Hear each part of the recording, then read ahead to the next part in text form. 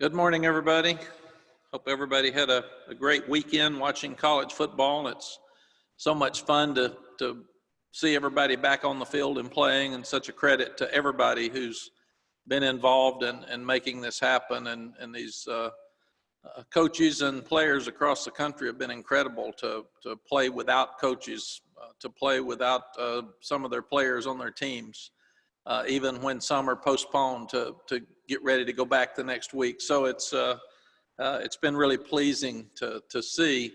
As I sat and watched games this weekend, I think the two things popped up to me. So it seems like there's been more comebacks, so maybe guys aren't in as great a shape as if we had the spring and the summer workouts like normal. So there's a lot of comebacks, so you got to play and you got to finish. And the other thing is kicking game. Special teams have been all over the place. It's been crazy. And I think, again, it's probably because we didn't have as much time to work on some of those issues as you normally would have. For us, this is the longest break that we've taken in Carolina football for 68 years. In 1952, there was a polio outbreak, and we had a 3-week layoff at that time. So, yes, I was 1 year old, but I wasn't play at that time. So I'm not going back that far, but Jeremy made me aware of that this morning.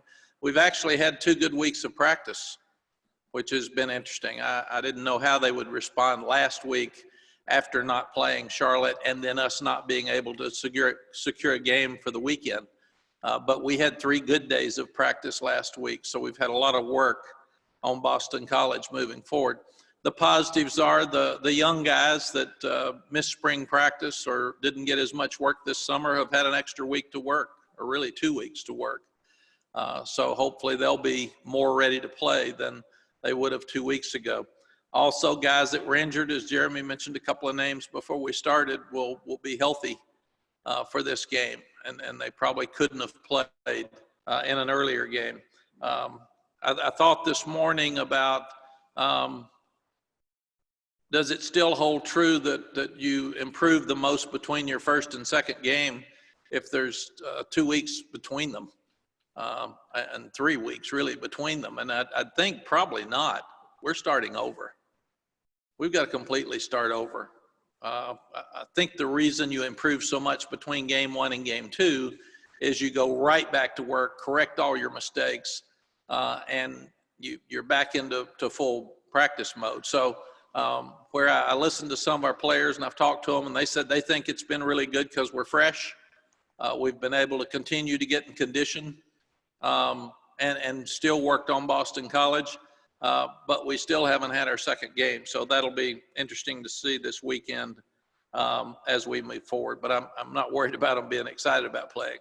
They'll be ready to play, and that'll be fun for them as we start going through it. The other thing, it helped us with our secondary loss of Miles Woofuk, the fact that Trey Morrison and Jaquarius Conley had an extra week to work before we played. So that gave us also some more work for them. When we start looking at a couple of other footnotes here before I start on Boston College, we have scheduled Western Carolina for Friday, December the 11th. It'll be Friday night after the Miami game, and there is a clause in there that says that we will play that game unless there is reason to have moved an ACC game. So if there's a postponement of one of our games and we have to move an ACC game to that weekend, then we would not play Western Carolina. But other than that, we are scheduled. The ACC did want us to fill that spot, I think, for TV. So that's something that they wanted us to do. I'm also excited for our players' families that they will have tickets, their normal ticket allotment for our Virginia Tech game in 2 weeks. So that'll be fun to get the families back where they can see their sons play. And that's very, very important to us. And they're talking about 7%, unless that changes between now and Virginia Tech. It sounds like we'd have about 3,500 fans in the stands, which will seem like a whole lot after the Syracuse game. And at Boston College, the way I understand it, no families get tickets, and there will be no fans in the stands at that time. Jeff Hafley is 2-0 at Boston College. He was mentored by Greg Schiano, and Greg's one of the better coaches in the country, but definitely defensive coaches. He did a tremendous job at Ohio State. He actually played for Jay Bateman at Siena.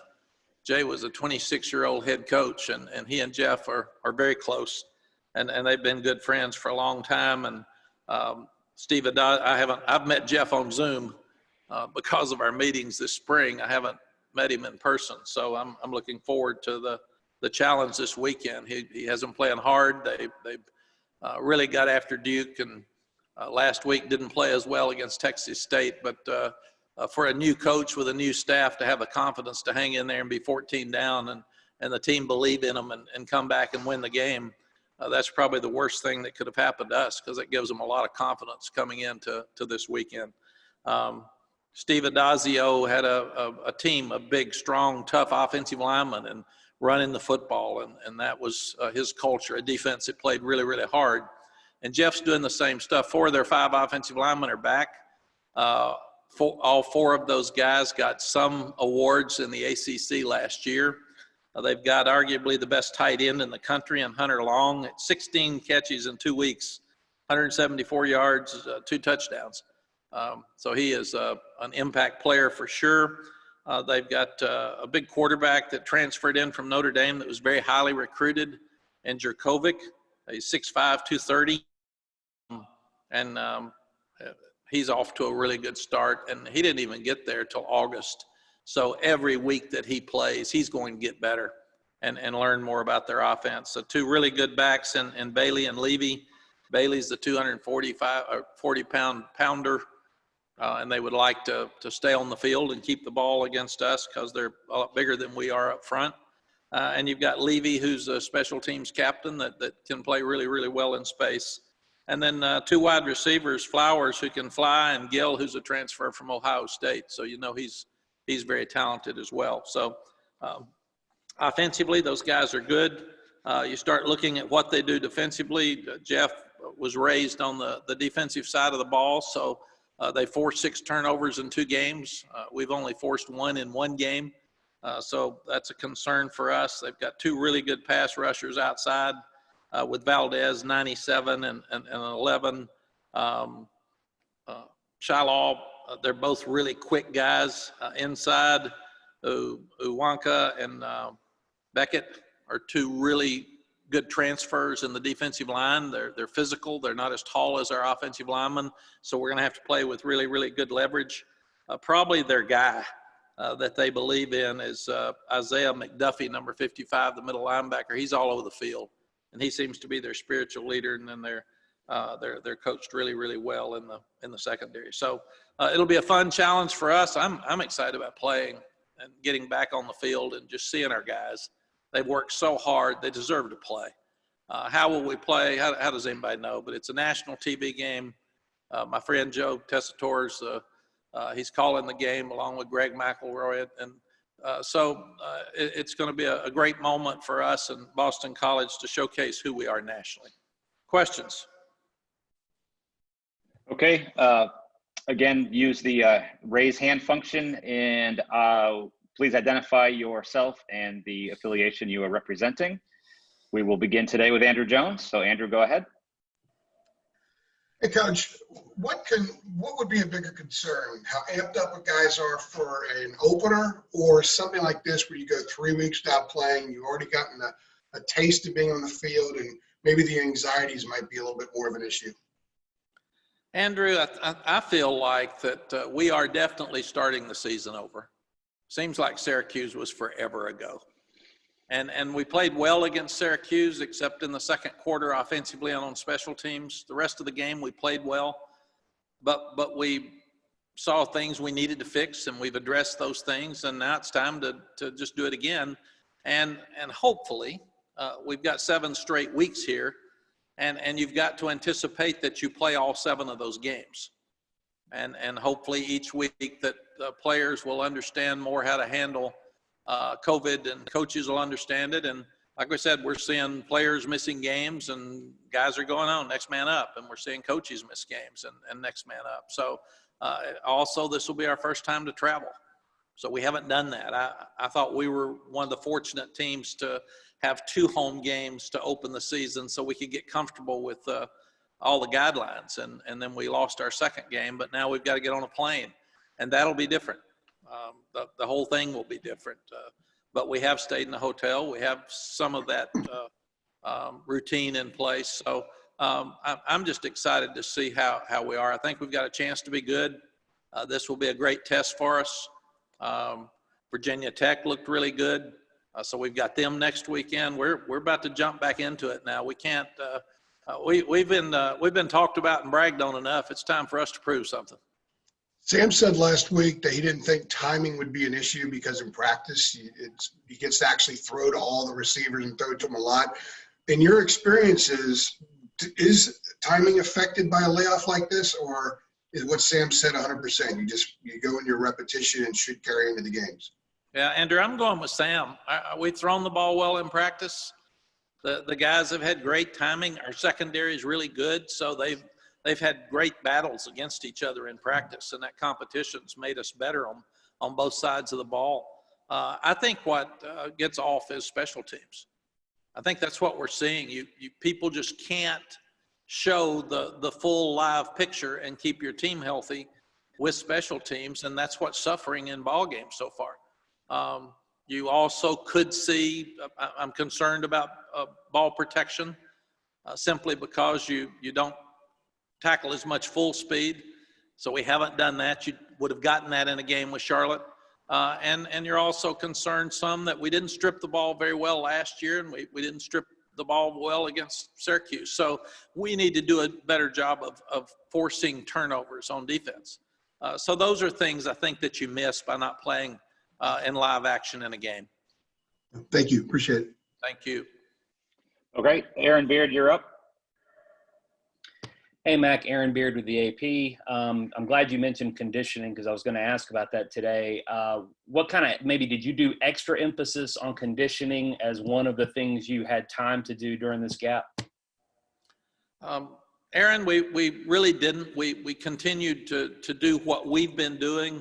I've been so impressed with the 3 phases of our program outside of the coaches, and that's Coach Hess and the way he's handled the COVID workouts from day one when we all went remote, to Luke Ross, who has handled he and the medical staff, Dr. Sioka, have handled all of the guidelines that the kids have to go through. I wasn't sure any of this was going to work, and our eating's working. The food's been good. We social distance at lunch, and then following up with Kelsey, our nutritionist. She's done a tremendous job. So we only had 1 player get cramps in the opening ball game, only 1, and it was hot against Syracuse. And now we've had a couple of weeks to continue to run. And what we do, Aaron, we sprint everywhere we go in practice. So we don't run the old traditional sprints after practice that we all had to run unless we feel like someone has not gotten their running during practice. And your specialists, the receivers, the running backs, the defensive backs, they run the entire practice. So they're always in shape. It's the big guys that you worry about. So we've had a couple of those run extra, but we feel like that by and large that we're in good shape. And it's supposed to be 67 degrees. We check the temperature here and wherever we're playing every day of the game. So we want to know exactly what the temperatures are here so we can prepare our guys for what we're going to see. And it sounds like it's going to be a beautiful Saturday in Boston. Just to follow up on that, do you look at, I mean, you're talking about you play the way you practice and you run hard and so forth. Is there a difference between practice conditioning and game conditioning? And if there is, can you make that up even though you haven't played this game since September 12th? Aaron, in my 5 years in TV, the thing I thought I recognized the most that I didn't realize at Texas, you think you do, but I realized a lot of teams don't play hard and they get beat. And when we say, well, they were flat, that means they weren't ready to play. Well, they had a lot of turnovers. Well, they had a lot of mistakes. That means you're probably not ready to play Because when you're focused and you're excited about playing, you usually take care of, you do the things you've been taught to do. So what we've tried really, really hard to emphasize more than anything else with our football team is you've got to give us 100% every time you go to a meeting and every time you walk on the field. And we grade loafs. We look at every video, who loafed, who stopped before that whistle blew. Obviously, you can't see the whistle blow on video, so we have a young lady out there that holds up a flag that means the whistle's blown, and they better run till they see that flag go up. And that gets you in condition if you run every play, and then we make them run on and off the field after it's time to switch out. So we feel like that our game speed, we're fulfilling that with the way we practice. And that's something we demand every day. Thanks, Mac. Thank you. Let's go to CL Brown. CL, go ahead. Hi, Mac. CL Brown with the Raleigh News and Observer. You've kind of alluded to it before in terms of the NCAA, how they're handling eligibility this year. How does that fold into, like, how do you go about recruiting knowing that some guys that you would have planned, that you planned initially would be gone could actually end up coming back for next season? So I was just curious how this fall, how that plays out for your recruiting. Yeah, CL, it's very interesting. We're all sitting here looking at roster management now, and what does that mean? Because we've never had COVID before, so that changes a lot of things that you're doing. We've never had the NCAA come out and say this year doesn't count. So all your guys are eligible 4 years after this. So then do your seniors go try to get a job when the job market's tough? Do your seniors go to the NFL if they're not really sure what round they're going to be drafted, but do they roll the dice? Because you have to determine by the second week in January. If you're a graduate, can you get in graduate school if you want to come back? Or do you have to be a grad transfer and go somewhere else? If you're not playing a lot, do you want to transfer? And all those things now are issues that weren't issues before. We've got 120 lockers in our locker room. Next year, we could have up to 97 guys on scholarship. And then what do? We don't have places to put them. So there are a lot of different things that we're having to look at we've never had to look at before. The most concerning thing to me, it won't affect this year's recruiting class. We had a lot of parents say, are you still going to be able to recruit my son even though you have some seniors that may come back? And the answer is yes. You still get your initials this year that you had. The big question will be, and not just your seniors will be gone next year if they come back. The big question will be all of the other guys that did not count this year in their eligibility means that we could have like 52 freshmen on our team next year. And then that really affects the amount of numbers that you may have available for the 2022 class. That's where it's really going to affect recruiting in my standpoint. Billy High and I have talked hours about the effects of recruiting in 2 years. Not this year, but 2 years. Because if everybody stays and the seniors that may not have an easy time finding a job right now, if they're not in the NFL, if they want to stay, then if you go back to 85 in 2 years, that 22 class could be a really small class. Thanks, Coach. Thank you. But it's a concern that all of us are having to look at. All right, let's go over to David Hale. David, go ahead. Hey, Mac, I noticed that your team that you were supposed to play a couple weeks ago, Charlotte, Will Healy, did some interesting sort of team building competitive activities when they couldn't play their game on Saturday. I know Dana Holgerson has talked a little bit about having to get creative a bit to keep guys dialed in during a long stretch. Is there anything different that you've done over these last couple of weeks that you wouldn't normally be doing at this point of the season, just to kind of keep guys locked in or build team morale a little bit when you are going, effectively 3 weeks without playing a game? David, one thing we've done is we lift our guys on Friday morning, but then they're off Friday afternoon and all day Saturday, so they can just get away from it and clear their minds and rest their bodies. So we did not want to do anything on Saturday. Some people talked about scrimmaging. I was concerned that if we had a scrimmage on Saturday and they were distracted and disappointed that they didn't play, that we might get somebody hurt because they're just not as into it. What we did is we scrimmaged all of our younger ones on Thursday afternoon, and I know like Coach Longo let Sam call the plays. So it was a lot of fun. I'm not sure I've seen this bunch have this much fun since the bowl game. They were shouting for each other, and it got competitive, and offense and defense were cheering from the sidelines, and they had an absolute blast. So that's probably the most creative thing we've done that was a lot of fun for the players. Because a lot of guys that don't get to play very much and will not play a lot probably in their careers here got to play and had some fun, and the players love that.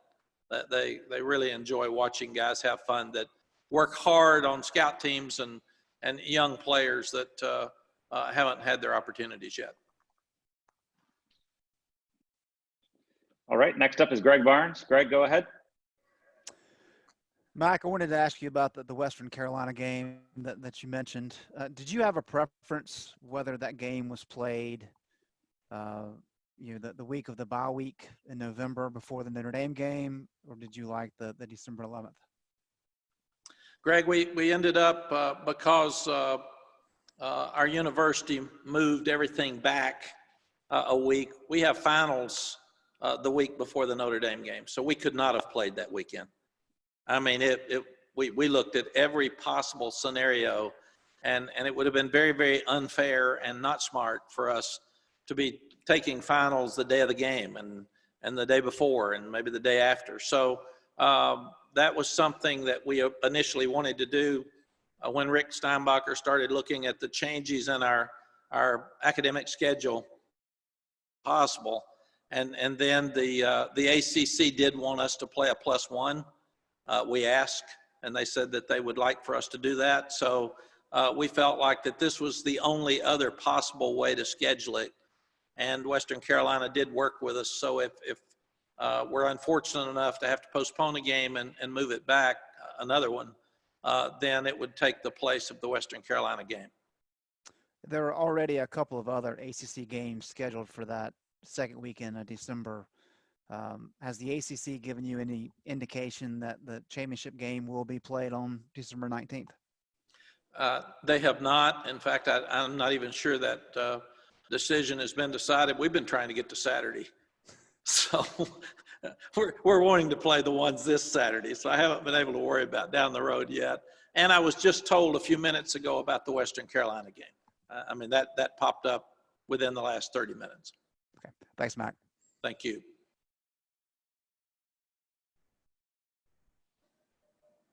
All right, Ralph Russo, you're up next. Hey, Mac. I was wondering, what are you doing with players, or what kind of plan do you have for players who have ended up in quarantine to keep them active, or maybe even a kid who tested positive is in isolation but is asymptomatic? So, you have a player who might be inactive per se for 14 days or 10 plus days. Is there anything you can do with those players beyond maybe encouraging them to do a bunch of sit-ups and push-ups to keep them active while they are in either quarantine or isolation?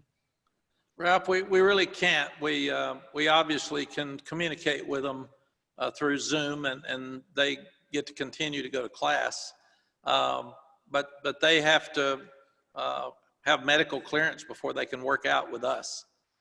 And it's a very difficult deal, especially for someone who is asymptomatic, or even more so, someone who's in contact tracing mode, and they're in isolation. So the quarantine is one thing, the isolation is another, but we can't be around them in either case. And we have to take them their food and put it outside the door, and parents can't see them, and it's a very difficult thing. Even this weekend, I looked up last night. I think Boston may be an 11-hour car trip if you drive trip. And if we have a player or a coach or a staff member get a positive while we're in Boston, they can't fly. So they've got to get in a car with somebody who's already been positive, and they have to drive them home. So it's there are a lot of different things that we're dealing with right now. If you don't mind, if I can get a little follow up there, have your strength and conditioning guys maybe come up with some kind of like in-room program for some of these kids so they can at least say, okay, hey, here's some bands and just do the best you can? Yes, Ralph, we did that this spring because a lot of our guys didn't have access to a weight room because all their high schools were closed down when they went home, and most of them couldn't afford to go to a workout area, and most of those were closed for a lot of the spring anyway. So that's Brian Hess did an amazing job this spring of having kids just be very creative with their workouts. We had some that filled their backpacks with water bottles and ran and did sit-ups and push-ups, and it was just amazing to see how much these kids wanted to play, and that's why I'm happy we're playing, because they wanted to play and they worked really hard to prepare to play. And even if we don't play well, I think it's healthy for us right now to be playing. All right, let's go to Chapel Fowler. Chapel, go ahead. Hey, Mac, Chapel Fowler with the News and Observer. In the recent young guys scrimmages that you mentioned, who are some specific players who have stood out to you in the staff? I've got a lot on my mind, and that's not one of them. So it would be hard for me to go back in such short term here and stay. Most of them were freshmen or walk-ons, and it was fun to see them. But again, we graded that one on Thursday afternoon, and I've been thinking about Boston College ever since. So that'd be hard for me to come out and see. I do remember John Copenhaver catching 2 passes. So I do remember that. So but I can't go back and individualize those because I'd miss somebody. Sorry. No worries. Thank you. All right, Lucas, I believe it's Tomei. Apologize, I don't know your last name. Lucas, go ahead. Lucas Tomei with the Daily Tar Heel. As you mentioned earlier, this is going to be the team's first road trip in this season of uncertainty. I was just wondering what the guys' feelings towards that were and how the team is handling the road trip different than how you guys normally would in a regular season. Lucas, I probably can't answer that honestly yet because it's so early in the week. And talking to our medical experts, one of the differences will be that they will ask us to wear an N95 mask. So we'll have social distancing on the bus and on the plane, but normally the guys can eat snacks and drink and do things they want to going up and back, and that will not be the case now. So what we will do is try to work out here. Then we'll hop on the plane and get up there in time to go eat dinner at the hotel, and we'll have our meetings there and put them to bed. And it's been so unique. I think we're fortunate to have had an opportunity to stay in a hotel here after the night before the opening game, because a hotel's a hotel and your roommates are different now. You're having to look at what's safe. You're not looking at should Jason and Sam room together because they get to talk game plan and all that. You're totally looking at who's a roommate with a guy right now, and who is got a less chance to be sick if he's with this one. And the coaches are sitting far apart on the bus and the plane because we don't want a coach to get sick. So Lucas, you're right in that it's going to be very different, but at least we've had a little taste of it by going to the hotel here and coming back in. Thank you. Thank you.